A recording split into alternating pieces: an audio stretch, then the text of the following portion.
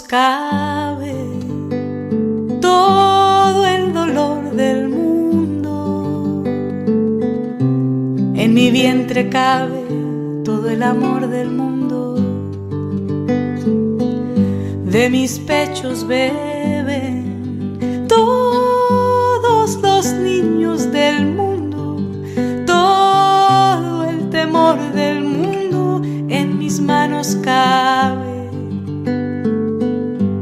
Mi garganta anida todos los cantos del mundo y mis pasos llevan todo el cansancio del mundo. En mi piel se esconde el sol entero del mundo, la sangre entera del mundo de mi cuerpo sale. Abrazo lo poco que tengo, lo tanto que tengo, lo cierto que tengo, el brillo en tus ojos, la tos, los antojos, el miedo y el sueño, el acorde que toco, los tantos anhelos, el calor del fuego, la sal y el deseo, la miel en los dedos, aquello innombrable. En mi voz todo cabe.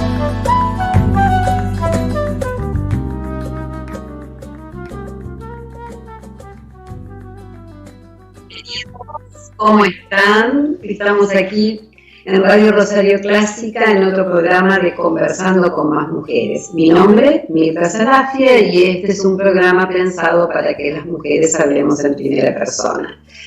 Ante todo quiero felicitar a la señora Nora Nicotera, la directora de Radio Rosario Clásica, por el Día del Periodista, que fue el lunes próximo pasado. Pero además quiero felicitarla por algo muy particular que voy a tratar en estos primeros minutos de mi programa. Precisamente con la decisión que tienen los medios de comunicación en el marco de esta terrible pandemia de acompañar a las personas a que esta vida sea un poco mejor, un poco más animada y que hable de la vida.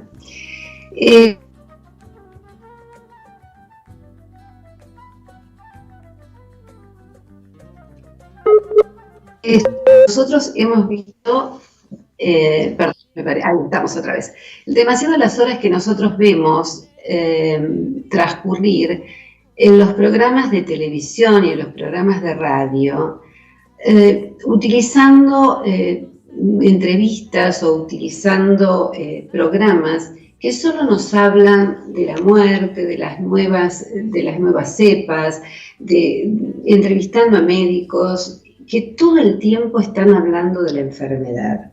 Yo creo que la enfermedad necesita ser informada, que la enfermedad necesita desde los estados necesariamente dar información veraz y diaria, pero no debemos, las personas que estamos a cargo de la formulación de contenidos, y yo sin ser periodista me hago cargo de esto que estoy diciendo, de estar transmitiendo casi 24 horas diarias en todo tipo de programas el tema de la pandemia.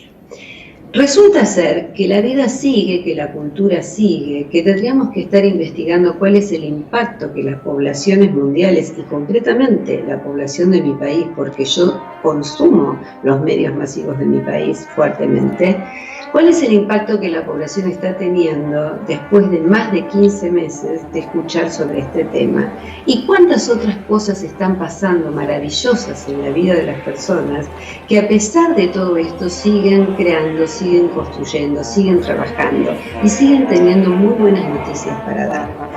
En Francia, en el mes de diciembre próximo pasado, un grupo de músicos, concretamente un cantautor, que es un cantautor, diríamos, de protesta, de canciones de resistencia, tuvo la idea de crear una canción que tenía que ver fuertemente para pedirle al Estado francés, a los medios de toda la comunicación francesa, que tuvieron en cuenta a los miles y miles de artistas, a todos los hombres y mujeres de la cultura, que estaban encerrados, que no podían dar cuenta de lo que sabían hacer y también no podían acercarse de ningún modo a la población para gratificarla. Y crea una canción que se llama Sigamos Bailando, con una palabra que en francés, encore, quiere decir otra vez, volvamos a hacerlo, queremos una vez más. Esto, traducido al español, los encores son lo que comúnmente nosotros hacemos cuando vamos a un espectáculo y nos gusta mucho lo que hemos escuchado y pedimos lo que decimos un bis, una otra vez. Y ya incluso los artistas lo tienen previsto y hasta tienen previsto con qué temas o con qué partes de su concierto nos van a halagar y nos van a hacer felices por un momento más. Bueno, esto es un poco, seguimos bailando o sigamos bailando, es un poco lo que Haddadi está intentando decir. Lo que ocurrió es que empezó en París y esto se fue trasladando a toda Francia y ya la canción está traducida en todas las lenguas europeas y está siendo parte de una movida en todo el mundo. Si ustedes buscan por YouTube, van a encontrar un montón de estas versiones. Yo elegí esta que ocurrió en una de las estaciones de trenes y metro de París muy importante, en la Estación del Este, en este video que ahora, gracias a la colaboración y a la asistencia técnica de Maxi Ramírez, lo vamos a compartir.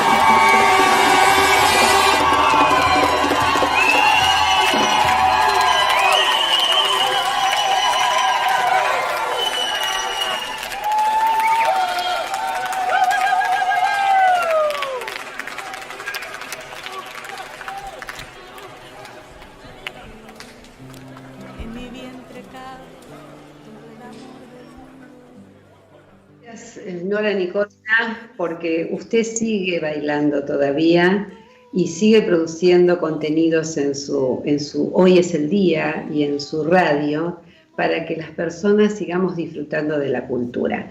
Bueno, hablando de la cultura y hablando de la belleza, hoy tengo el enorme placer de presentar a alguien que nació muy cerca de Rosario, que es una poeta maravillosa y que no la estamos viendo, y le estoy pidiendo al aire a Diana si es posible que abra su cámara, porque yo sé que ella está ahí y me está escuchando. Hola, Diana. Hola. Ahí estás. A ver, ¿tendrás tu camarita ahí? Hay una camarita que está en tu Skype, perdón, para que veas y la abras, a ver si te podemos ver. Ahora, hermosa Diana Beliz, ¿cómo te va? ¿Cómo estás? Muy bien, sos preciosa. Muchísimas gracias. Mire quién habla de preciosa, mujer hermosa. Bueno, vamos a contarle un poco a todos que ya te conocen, pero bueno, para los que no te conozcan, naciste en Zavalla, pero en realidad es Zavalla, ¿no? En italiano. ¿Cómo es? ¿Zavalla o Zavalla? Para los oriundos del pueblo es Zavalla como caballo. Perfecto, así lo vamos a llamar. Esto queda a pocos kilómetros de la ciudad de Rosario, en la provincia de Santa Fe. Diana estudió filosofía en la Universidad Nacional del Litoral, es ensayista, traductora, viajera, feminista, poeta. Coordinó talleres de escritura en las cárceles de Buenos Aires, experiencia relatada en su libro Paloma de Contrabando. Entre su primer libro, Destino y Propagaciones, hasta ahora su último libro publicado, que se llama Fuerte como la muerte es el amor, pasaron más de 20 libros, entre los que se encuentran Crucero Ecuatorial y Zavalla con Z. Ha realizado diversas traducciones, entre ellas los poemas reunidos en Días de Seda, de Úrsula Le Guin, y junto a ella el libro Gemelas del Sueño. En 1993 recibió la beca Guggenheim. En 1996 la beca Trayectoria de las Artes de la Fundación Antorchas. En 2004 el diploma al mérito de la Fundación Conex. En 2007 el premio Trayectoria en Poesía del Fondo Nacional de las Artes. En 2009 su libro Tener lo que se tiene, poesía reunida, que fue galardonado como libro con el premio Fundación el libro, perdón, al mejor libro argentino de creación literaria editado por Adrián Hidalgo. En 2010 gana el Premio Internacional de Poesía de la ciudad de Melilla en España y en 2011 el Premio Nacional de Poesía. Muchos títulos, mucha belleza. Mira, hoy espero que esté a la altura de las circunstancias y tengamos un diálogo de poesía. Ojalá. Ojalá. ¿Cómo estás? Contame. Sí, sobreviviendo a la pandemia, aunque es la única vez que voy a nombrar esa palabra, sobreviviendo a ella y tratando de ser lo más feliz posible. Me parece. Vengo de caminar por las calles de Buenos Aires llevando a mis 2 perritos a un parque, de tomar un café, etcétera, y aquí estoy de vuelta. Y me olvidé que vos me dijiste, creo, que tuviera unos poemas a mano. Eso me habías pedido, ¿verdad? Bueno, pero si no los tenemos, puedo ir a buscar. Sí. Vamos a hablar. Nada es así de una sola manera. Voy a empezar con un verso que dice: frente a una tormenta brava, aquí en el pueblo de Zavalla, 2 paisanos hablan quedo. Dejando esos 2 paisanos a la intemperie, que están en el poema y están en la vida, me gustaría que nos cuentes sobre el cobijo de tu infancia. Sí, bueno, en mi infancia yo me crié en el campo, no en el pueblito, sino en el campo, en una chacrita que alquilaban mis abuelos y mis tíos y mi papá. Uh-huh. Y creo que fue una infancia muy feliz, hasta los 7 años. De allí nos mudamos al pueblo y recuerdo el primer día que fui a la escuela y volví de la escuela y mi madre me dice: mira esta magia, y apretó una teclita y había luz eléctrica. Porque yo me había criado con las velas y los faroles, digamos. Entonces, ese es un recuerdo así muy nítido que tengo de mi infancia. Y después la vida en el pueblo, después llegó la adolescencia y llegó el horror en el pueblo para mí. O sea, una infancia feliz, una adolescencia desgraciada. Y después una vida feliz. Y después una vida feliz. Exacto. ¿De dónde venían tus abuelos? Mis abuelos venían del Marque. Ajá. Del Adriático italiano, digamos.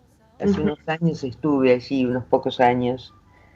Fui invitada por una fundación a Umbria y de allí me fui a la tierra de los abuelos, a mirar los lugares que yo había escuchado, que me contaba mi padre,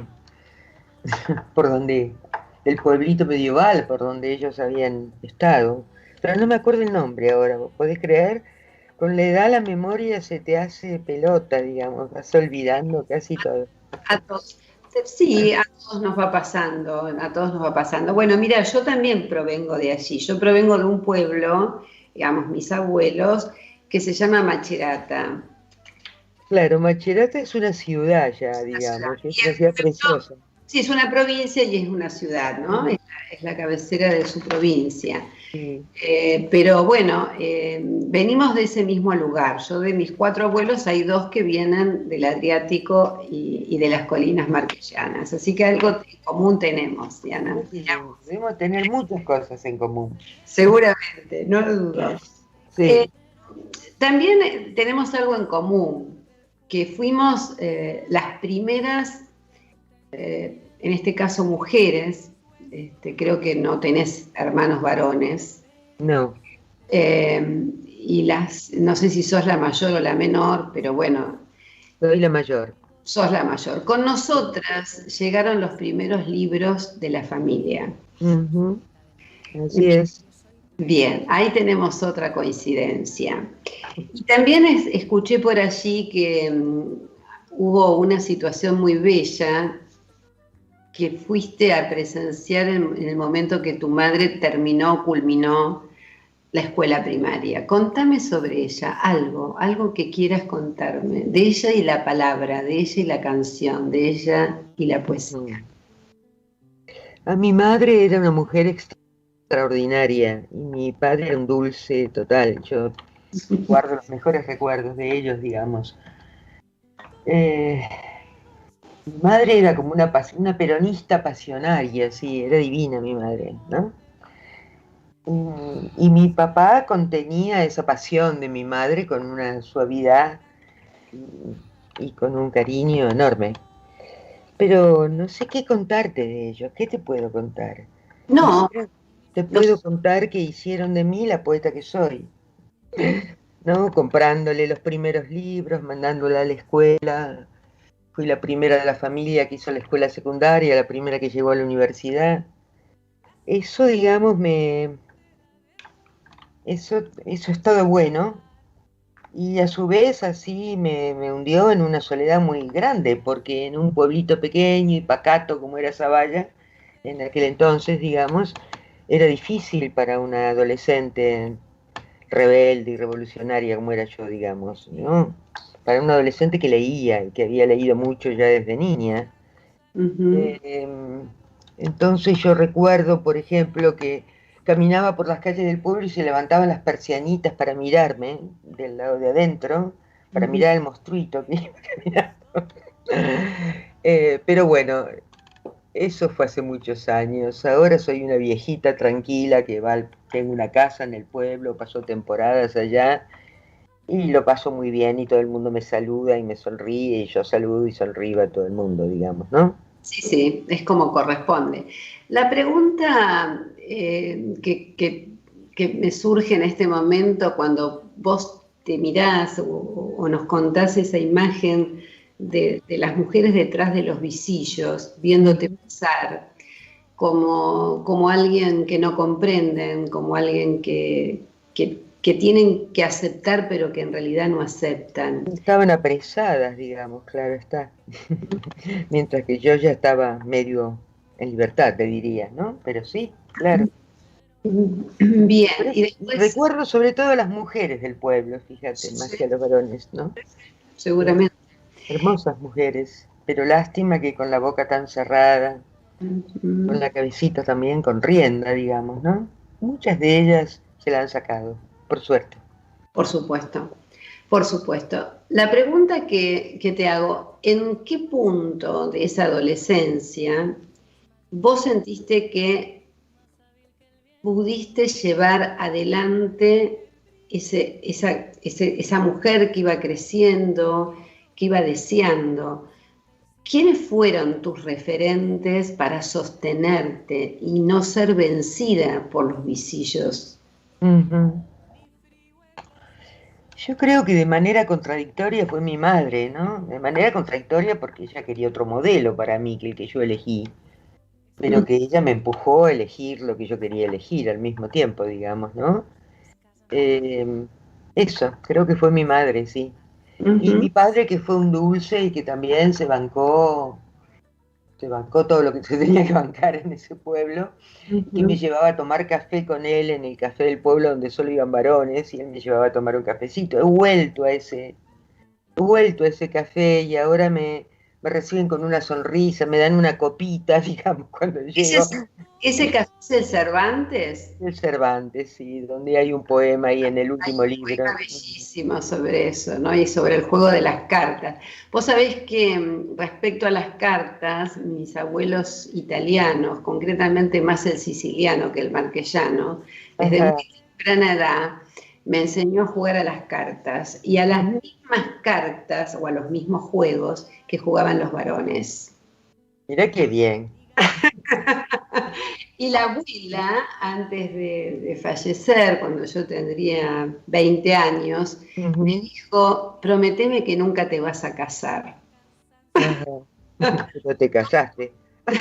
Sí, me casé, pero bueno, no, a ver, en su momento lo pensé, ¿por qué yo no? A las otras nietas no tuvo ningún problema que se casaran, y por qué a mí me elige para que yo no me case. Bueno, con muchos años después dije, qué regalo que me dio, Claro que qué sí. regalo que me dio. Ujú. Volvamos a la poesía, porque la poesía está hecha de todas estas mujeres y de estos mandatos, ¿no? Así es. La poesía es mujer. Mira, la poesía es transgénero. No, la poesía es de cualquiera que la asume como tal, digamos. Ujú. Desde el campesino analfabeto, la campesina analfabeta, hasta quien sea, digamos. Yo, viste, no sé hablar en el lenguaje con E y no me gusta, además, porque no me siento representada. por él, digamos. Pero sí creo que esta es como la última gran revolución que yo veré, digamos, ¿no? La revolución del transgénero. Es como extraordinaria, ¿viste? Porque es que no soy ni esto ni soy aquello, y soy lo que quiero ser, digamos, que es lo que queríamos también nosotras, ser lo que queríamos ser, digamos, ¿no? Lo teníamos ahí como algo, perdón, ¿no? Como algo muy vedado, que era, bueno, lo que éramos preformateadas por la biología, y lo que hoy, bueno, Judith Butler y tantas otras, pero Judith en una forma bien contundente nos está diciendo, muchachos, la biología no determina nada, la biología de última habilita con algunas cuestiones, pero el deseo no tiene biología. El deseo es... Claro que no. No, ¿no? Sí. Es así. En algún momento dijiste, entre tantas cosas, que la poesía es inútil. Contanos, ¿qué significa que la poesía es inútil? Es eso que es inútil, no sirve para nada, no va a cambiar a nada, salvo nuestras almas, quizás, lo cual ya es bastante, diría yo. No le sirve al mercado la poesía, básicamente apunto a ese lugar, no le sirve al mercado de las editoriales, aunque no sé, ahora parece que se están vendiendo mucho los libros de poesía, lo cual es algo como muy bueno, digamos. Sí. Mi editora siempre dice que vende más un libro mío que una novela, lo cual es como extraordinario. Pero eso, que no es útil al mercado, no es útil a los partidos, no es útil a nada, porque va con la pequeña voz del mundo la poesía, va con la retaguardia que va atrás, ¿entendés? Y yendo tan atrás va adelante. ¿Vos me ves? Yo no me veo ahí, me veo muy pálida. Yo te veo un poco te falta una luz de frente, o te faltaría el sol. Pero si prendo esta luz, creo que Prendete todas las luces que quieras. Creo que me vas a ver peor, pero bueno. No, te veo mejor. Ahí sí te veo mejor.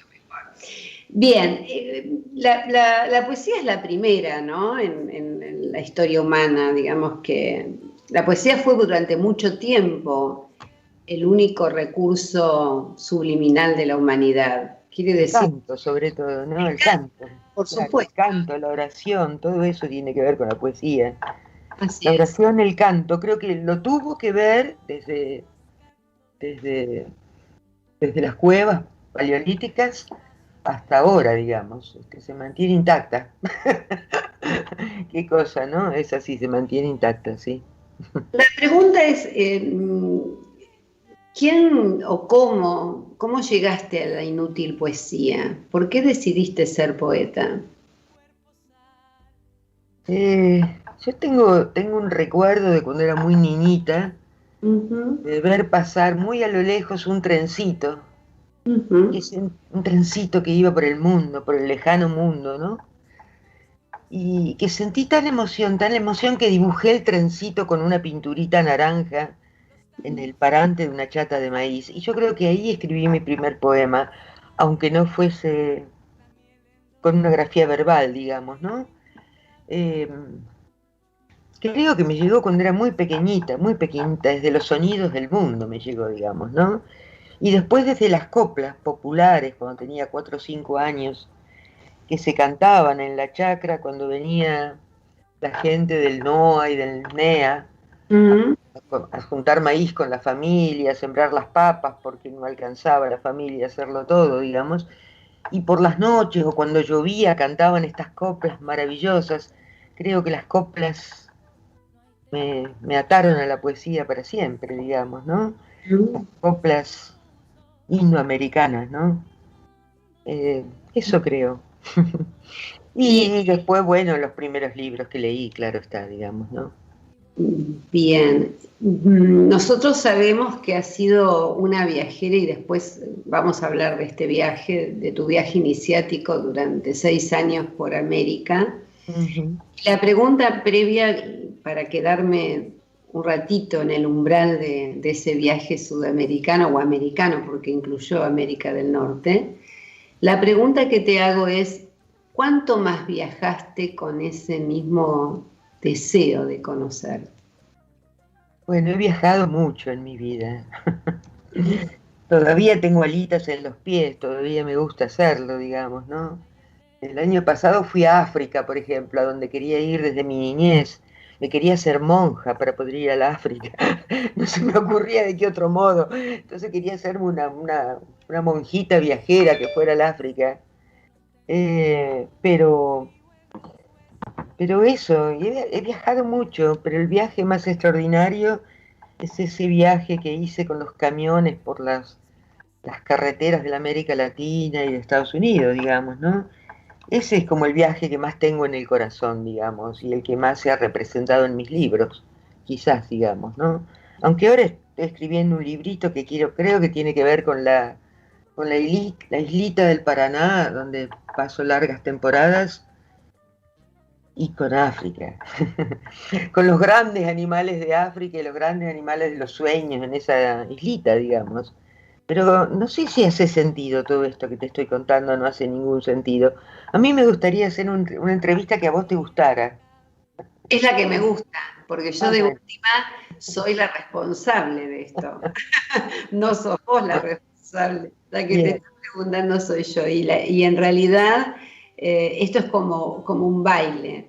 Y quizás lo que a mí me interesa es entre todo lo que sabemos de tu obra y de tu vida, es ir como iluminando algunos lugares. ¿Viste como ahora iluminaste tu rostro? Bueno, un poco ir iluminando estas cuestiones. Contanos entre estos libros, o este libro, bueno, esto pasa. Esta es la vida, le recordamos a todo el mundo que yo estoy en mi casa y vos en la tuya, ¿no? Esto no es ni un estudio de televisión ni claro. radio, son nuestras casas, son nuestros hogares. En esta situación de conocer América y de hacerlo como mochilera y de tener, digamos, 6 años fuera de tu país, fuera de tu familia, Sí. ¿o fueron 6 años en donde vos regresabas y te volvías a ir? Yo supongo que no, que fueron 6 años continuos. No, fueron 6 años continuos, sí. Bien. En Y una época en donde no había internet, ni había celulares, ni había nada, solo había posta restante, sí. los correos y alguna cartita que uno enviaba o que le mandaban a uno de vuelta. ¿Puedo ir a buscar mi cigarrillo y seguimos hablando de manera Sí, inmediata? como Sí, no estoy contando lo tengo muy cerquita, espera. tranquila. El mate también, ¿eh? Puede ser. Bueno, yo les voy contando a ustedes que están allí. Pagué antes, así que estoy perdida ahora, solo tengo los cigarrillos. Contamos que en este viaje hay un libro que es Destinos y Propagaciones, que es tu primer libro, que en realidad es un libro que que te descubre a vos como libro. Contanos la anécdota. ¿Qué pasó ahí en Ecuador? En Ecuador, y en Ecuador pasó que bueno, yo trabajaba de cualquier cosa y entre las cosas que encontré para trabajar fue en la Casa de la Cultura de Guayaquil, Uh-huh. donde, no sé, barría los pisos, hacía cualquier cosa. Y allí conocí a un poeta, un maravilloso poeta ecuatoriano, que se llama Jaramillo, Carlos Eduardo Jaramillo, que me Uh-huh. invitó a dar una lectura en la Casa de la Cultura, que allá son instituciones, digamos así, muy importantes de la cultura, digamos, ¿no? Sí, en el Caribe lo mismo, ¿no? Claro, claro. El Caribe es igual, sí. Entonces di una lectura, eh, que creo que fue la primera lectura que di desde las lecturas de Chile, porque me parece que en, que en, que en Perú capaz que también di alguna lectura, no lo sé, digamos. Pero bueno, hacía mucho tiempo que no leía poemas, leí de un librito, me pidieron el librito, les dejé el librito, cariñosamente les dejé el librito, y a los 2 años me mandaron yo ya estaba en México, habían pasado 2 años o más, no sé, me mandaron el librito impreso, ¿sí? Aunque ese libro no lo incluí en mi obra reunida, pobrecito, ¿viste? Está como medio olvidado por mí. Era un libro mío y de muchas otras personas. ¿Hay alguna reedición de ese libro? ¿No hubo nunca reedición de ese libro o sí? No, porque yo nunca lo di para reeditar, digamos. Nunca lo quise reeditar, digamos. Tengo varios libros que nunca edité, digamos. No solamente reedité, sino ni siquiera edité. Que escribí hasta los 20 y pico de años, digamos, más o menos, porque yo vengo escribiendo desde que soy muy chica. Pero el primer libro que decidí editar y que lo considero realmente un libro mío fue Crucero Ecuatorial, digamos. Sobre él te iba a preguntar, Ujú.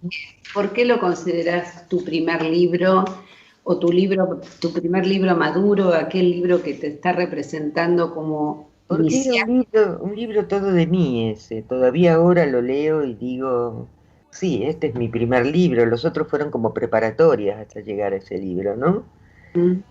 Aunque los libritos anteriores eran bonitos cuando pensás en libritos de un adolescente, no estaba nada mal, por otro lado.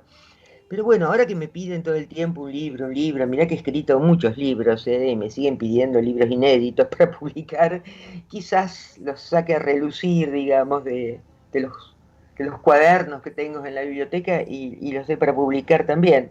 Pero estábamos hablando de destino y propagación, entonces en México me llegó este librito editado que es Ujú. precioso, que le tengo mucho cariño, porque le tengo mucho cariño a Ecuador, mucho cariño a la gente que allí conocí, y que se ocuparon de sacar este libro. Mirá qué cosa más bonita, una chica que ya ni siquiera estaba ahí, que se había ido hacía 2 años de ese país.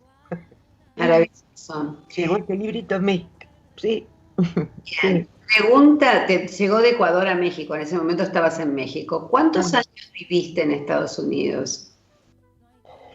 y debo haber vivido 2 años y medio, 3, no me acuerdo, digamos, ya fue hace tanto. ¿Qué, qué hacías en Estados Unidos? ¿Sabías inglés? ¿Tuviste que aprenderlo? No, no sabía una palabra de inglés, cuando llegué a Estados Unidos no sabía nada, solo una canción de Bob Dylan que me había aprendido de memoria, pero iba caminando detrás de la gente de color porque hablaban de una manera tan maravillosa y creo que el inglés que sé lo aprendí en las fábricas donde trabajé con la gente de color, porque éramos unas cuantas latinas y muchas negras, digamos, Ujú. trabajaban allí, digamos, ¿no? Pero hice de todo en Estados Unidos, hice muchas cosas, además de conocer el feminismo, además de conocer muchas cosas que fueron muy importantes en mi vida. Trabajé en fábricas, trabajé con un irlandés, con un carpintero irlandés que pintaba y arreglaba departamentos y me mandaba a hacer las cosas peores, como sacar los reboques de las paredes, en los techos, con ácido muriático, pero me encantaba trabajar con ese irlandés. Y después trabajé en fábricas metalúrgicas, pero mientras trabajaba aprendía inglés y leía las poetas de habla inglesa. Y para poder entenderlas mejor intentaba traducirlas, así que así fue como empecé a traducir, ¿no? Bien. Y los fines de semana salía muy temprano de esta casa de ecuatorianos en el Bronx que me dieron abrigo, que me permitieron que me quedara allí mientras yo colaboraba con ellos, trabajando en esta fábrica metalúrgica. Recorría New York, iba a las librerías, iba a lecturas de poesía, iba a los conciertos, digamos. Fue cuando New York era maravillosa, porque, viste, en New York no vivían los burgueses que viven ahora. Esos se habían ido a vivir todos se habían ido a vivir a los barrios de afuera, entonces había quedado esa ciudad solo para nosotros, para los latinos, los negros y toda la gente peor del mundo. Nosotros éramos los dueños de Nueva York, que era sucia, fea, mala, preciosa Nueva York, Vos ¿no? sabés que esto mismo un poco dice María Negroni, ¿no? Ella vivió unos cuantos años allí y ella dice, yo volví cuando dejó de ser un lugar oscuro y difícil, ¿no? Algo así, dice Sí, ella. yo creo que ella llegó cuando empezó a ser oscuro y difícil, digamos, a Nueva York, digamos, pero porque ella no estuvo en los 70 en Nueva No, York, estuvo mucho después. claro, estuvo después, digamos, pero el Nueva York del que yo te hablo, ese Nueva York de negras y de putas, era un lugar maravilloso, la verdad, ¿no? Y de feministas y de feministas lesbianas que revoleaban los corpiños por el aire, en las manifestaciones. Fue un gran New York. Ese New York lo recuerdo con nostalgia y con amor. El de ahora me aburre. Cuando vuelvo, me quiero volver a Argentina, sí. Claro, bien. Vos sabés que hay bastante poco conocimiento entre las jóvenes feministas respecto de todo el movimiento feminista de Estados Unidos, ¿no? Y hay Empezó ayer el feminismo. exacto, hay como digamos que podríamos decir que tu feminismo, yo no creo que sea así para ninguna de nosotras, ¿no? Yo creo que hay un sentimiento previo de libertad y de identidad y de trasponer los límites que son previos a que uno adhiera o no a una posición ética o ideológica. Pero podríamos decir que esa vida en esa ciudad y con esos contrastes y con esas mujeres y esas libertades de esas mujeres, más allá de seguramente de sus vidas muy difíciles, son el preámbulo de una Diana que hace un antes y un después. Yo creo que hice un antes y un después en el viaje por América Latina. Bien. Pero Estados Unidos contribuyó, sin la menor duda, ¿no? Porque de feminismo no se hablaba todavía nada, digamos, por América Latina. Había muy pocas mujeres con las que podías charlar. Mis amigos eran casi todos varoncitos, digamos. Uh-huh. Pero las bases del feminismo me lo dio Estados Unidos, sin la menor duda, digamos, ¿no? Las bases teóricas, todos los libros que leí en esa época me los dio Estados Unidos. Y las grandes manifestaciones populares, que eran algo extraordinario. Estábamos hablando de 500.000, 600.000 personas que se reunían en las grandes marchas, ¿no? En New York, o sea, eso era algo extraordinario. Y ahí aparecieron las primeras músicas feministas, y las poetas y las escritoras, y bueno, todo eso apareció en los años 70, principios de los años 70 en realidad. Pero esa recién era la tercera ola de feminismo, ya había habido muchas olas de feminismo antes de eso, ¿no? Y bueno, y respeto también a la que llegó ahora aquí a Argentina, digamos, ¿no? Respeto a las Ni Una Menos, respeto a todas, y a todas esas chicas jóvenes con los pañuelitos verdes, ¿no? A favor de la autodeterminación de los cuerpos, que son como maravillosas realmente, ¿no? O sea, tengo la edad para haber llegado a esa felicidad, ¿no? Esta cuarta ola de feminismo acá en Argentina, ¿no es maravilloso? Por supuesto. Y contame respecto de estas cuestiones del ser feminista o de barrer con algunas cuestiones con uno mismo. ¿Cuáles te costaron más? Pues yo te puedo contar las que me costaron a mí. A ver, contame. Y a mí me costó muchísimo, por ejemplo, irme a vivir sola y que la gente no se espantara porque a mis 20 años yo vivía sola. Uh-huh. Y trabajaba y estudiaba y hacía mi aire. Uh-huh. ¿No? Y además no estaba por afuera del sistema, digamos, estaba por adentro del sistema haciendo lo que el sistema esperaba de mí, sí, pero con independencia y autonomía. Autonomía económica, que era la primera cuestión que había que conseguir. Porque sin autonomía económica las otras están muy limitadas, y la autonomía por el conocimiento. Uh-huh. Esas eran las dos grandes cuestiones, y por supuesto el cuerpo que me pertenecía. Uh-huh. Absolutamente, era mi lugar de soberanía. Pero esto era difícil hasta con los pares, digamos, no era solamente difícil con la generación de los padres o de los abuelos, sino que esto era complicado para ser aceptada en paridad. ¿Qué te ocurrió a vos? Yo nunca pretendí ser aceptada en paridad. Creo que me ocurrió eso, digamos, ¿no? Que me ocurrió eso, pero encontré muchas paridades, digamos, en el camino, en esos años y en los años, bueno, después vienen los horribles años de la dictadura, cuando volví en el peor momento, diría, para Argentina, pero ya moría por volver, moría de ganas por volver, y me alegro de haber vuelto. aunque me hayan tocado los horribles años de la dictadura, donde Lacan prosperó enormemente, por ejemplo, pero el feminismo no entró palabra del feminismo, Absolutamente. ¿no?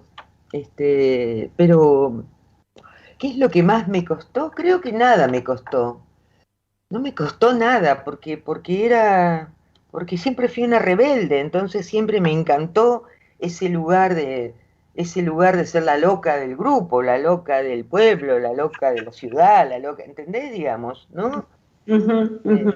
Y todavía lo soy, viejita y todo, como me ves. Porque no es ser viejito, no, es donde uno está, donde pone el deseo y donde pone su identidad, su ser en el mundo. No creo yo que esto pase por las edades. Sí pasa porque la edad y que la vida va dando como una perspectiva, como vos hoy decías, bueno, es una perspectiva. Hay un nivel de coherencia. Yo fui así y sigo traspasando los años y sigo conservando esta identidad.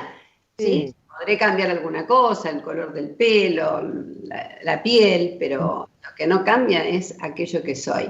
Concretamente ya nos vamos quedando con poquito tiempo y seguramente vamos a volver en otro momento, porque los libros van a seguir inspirándote, la poesía, a mí las ganas de seguir en contacto contigo. Pero la pregunta que tenía para hacerte es,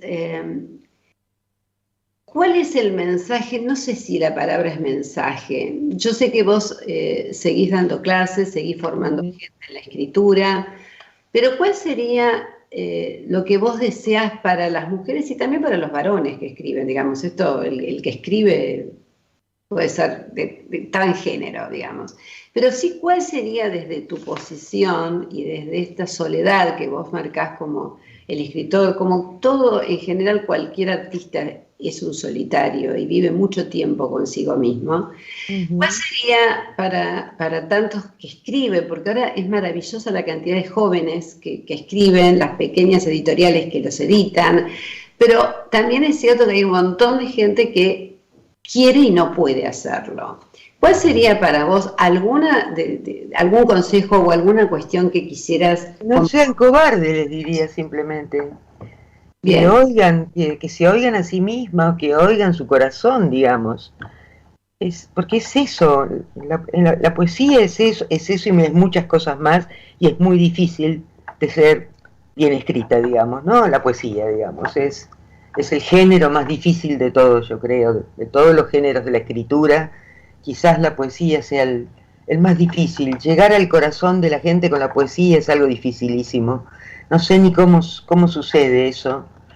Pero sobre todo les diría eso, que no sean cobardes, que se oigan a sí mismas y a sí mismos, ¿no?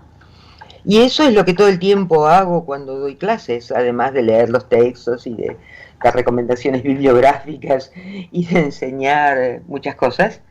Lo que más le insisto a la gente es animate, animate, animate. Lo que hay que hacer en el arte es animarse, ¿no? Animarse a ser diferente, animarse a escribir cosas que uno cree que no le van a importar a nadie y que finalmente terminan importándole, quizás varios años después que las escribí, pero terminan importándole. Y la gente te escucha con vehemencia, ¿entendés? A mí me encanta todavía ir a leer poesía, ir a los recitales de poesía, cuando se junta mucha gente sobre todo, y escucho esa escucha atenta y ese aplauso al final, y es como algo maravilloso, es el mejor regalo que me da la poesía, ¿entendés? No es la fama, ¿quién quiere la fama? El poeta solo quiere esa gloria, ¿no? La gloria del encuentro con el otro, digamos, ¿no? O con la otra, es eso. Bueno, yo te voy a hacer un regalo, imagínalo. Va para vos un colibrí, un azul celeste y un jazmín del país. Te quiero mucho, te agradezco. Qué bonito regalo. Gracias, muchas gracias, querida. En este momento, gracias por haber compartido conmigo parte de tu tiempo y de tu sabiduría. Sí, espero conocerte cuando vengas a Buenos Aires, por favor. Sí, que nos vamos a conocer. Quédate muy tranquila porque en ese bellísimo jardín que tenés, yo voy a tomar unos mates contigo. Me va a encantar. Ana Belici, un abrazo inmenso, cuídate mucho y nos estamos viendo. Dale, chao, hasta pronto. Chao, tesoro, chao. Bueno, vamos terminando este programa que realmente no hubiese querido terminar tan rápido y le vamos a pedir a Maxi, si es tan amable, de pasar nuestro último video, que es exactamente con el mismo tema que iniciamos, pero ahora sí de la mano de su autor. Y que bueno, que ellos conforman un grupo muy interesante y tiene que ver con que tenemos que seguir bailando todavía. Se los deseo a todos de corazón y los espero el próximo miércoles aquí conversando con más mujeres. Abrazos y un beso enorme.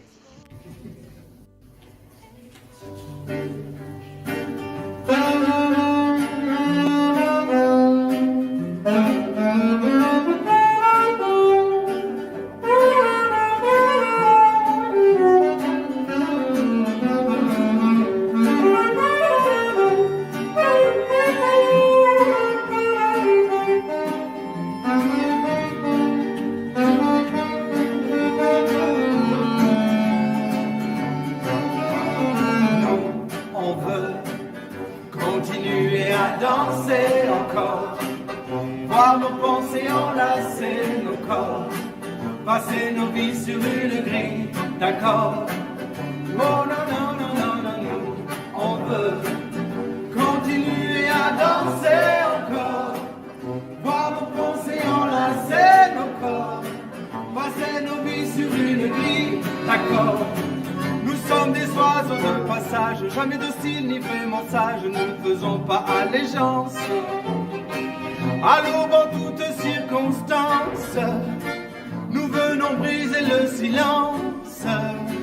Et quand le soir à la télé, Monsieur le bon roi parlait, venu annoncer la sentence, nous faisons preuve d'irrévérence, mais toujours avec élégance.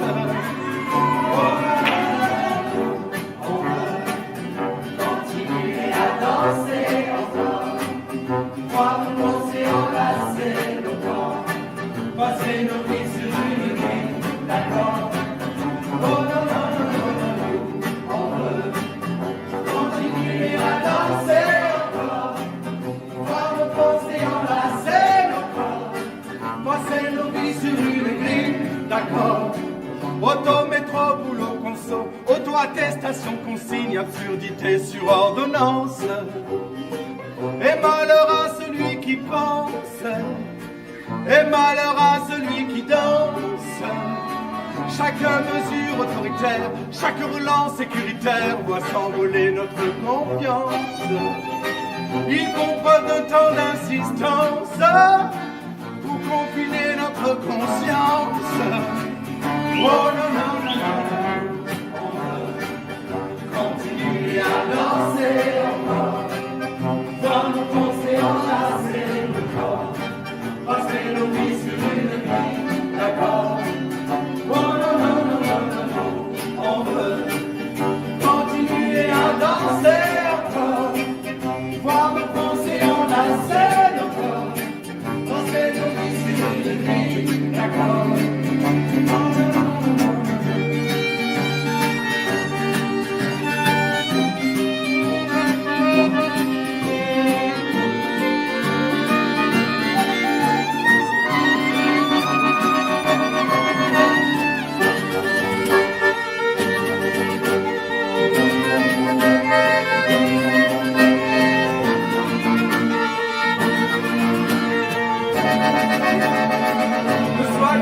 Impressionnable par tous ces gens déraisonnables, vendeurs de peur en abondance.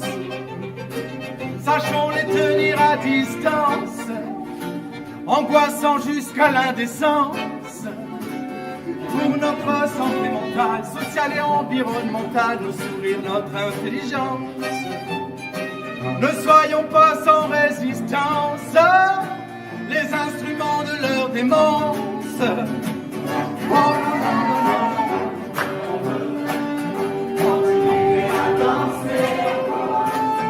Dans nos pensées enlacées, passer nos vies sur une grille, d'accord.